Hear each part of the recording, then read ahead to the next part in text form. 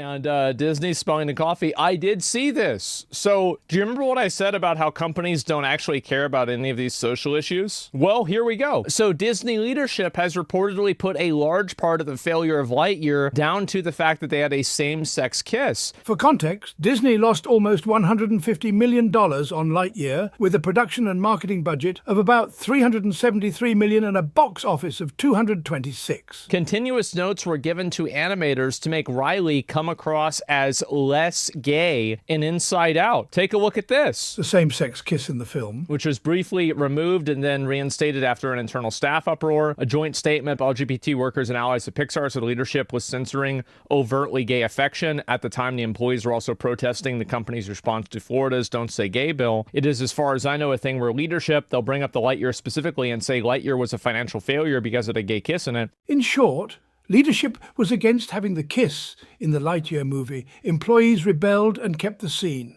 Then, right after the box office disaster, Disney forced Inside Out animators to make the protagonist seem as less gay as possible. Do you remember what I was saying before about, like, Disney doesn't care about any sort of, like, inclusivity or anything like that? They actually just care about money? Well, there you go. I told you guys this shit was gonna happen because they never cared about any of this. They never cared about anybody's values. They don't care about anybody's identity. The only identity they care about is how much money they have in their bank. And the problem is that this is the issue that a lot of, like, artists have, is that artists think that they're in a position to tell the audience and the consumers and the market that they're wrong. You can say that, but you also can't be surprised if people still don't buy your stuff. It doesn't really matter whether you think that the product should sell well. It doesn't matter whether you think that the values that the product, you know, like holds should be pushed forward. It just won't sell well. If that happens enough times, then you're gonna be out of a fucking job. So yeah, it's that simple.